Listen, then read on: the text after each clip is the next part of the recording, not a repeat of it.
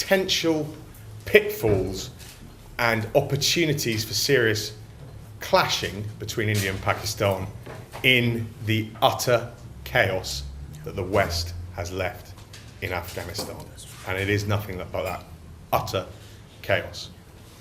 And what I see developing slightly, anyone please feel free in the open questions to contradict me, is the emergence of a 21st century great game in Afghanistan. The Great Game was the name given to the sort of vicarious tussling between the British and the Russians initially, with walk-on parts by the Kaiser, Napoleon, all sorts of people, and then developed in the 1980s as a sort of, in the dying embers of the Cold War. A new great game here. But I see a third generation of the Great Game developing in Afghanistan between India and Pakistan. Now, my experience in Afghanistan, I did 3 tours fighting with Afghan soldiers against the Taliban right down in the south. But then I did a last tour, because of being able to speak Dari, I did a final tour in Kabul, again working with the Afghan National Army, more in a training role in their academy there. And I saw 2 developments in this. One I think slightly more real. The first was the West's, and because of the West, call it a government if you will, the Afghan government's view of the nefarious hand of Pakistan everywhere, the bogeyman that was Pakistan. And I say it's imagined because I did not see it. I did not see it. Time and time again, we were told to look out for the influence of even just northern Pakistani fighters, or indeed the hand of the ISI. It was never, ever there. My loyal interpreter for 2 tours, who was an expert in language, we would go out and fight every day, and the nature of the way the Taliban communicated and the nature of our communications, we could listen to them.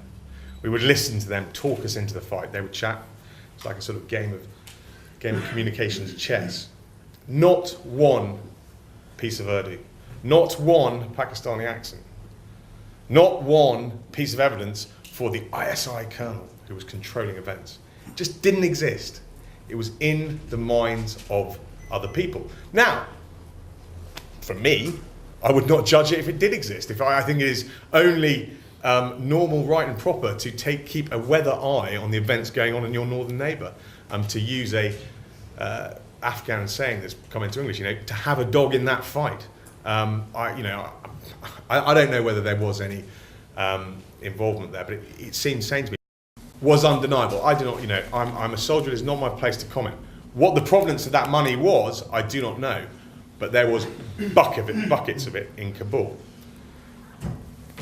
But more worrying was attitude.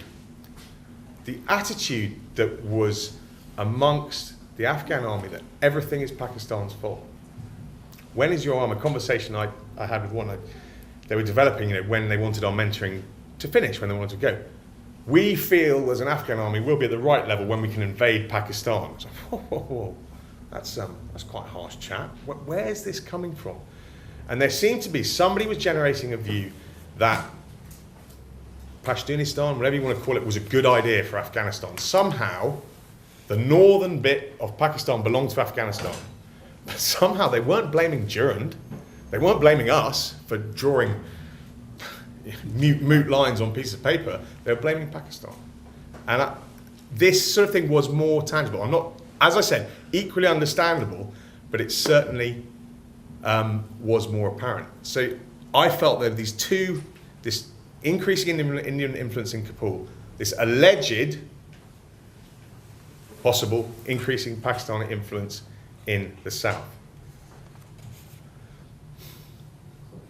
To take it further, do I think this is dangerous? Yes, I think it is dangerous. I think it's dangerous for 2 reasons. Because Afghanistan, the great game that was played in the mid-19th century and then at the end of the 20th century, Afghanistan is a more volatile and more dangerous place now. It is on its knees.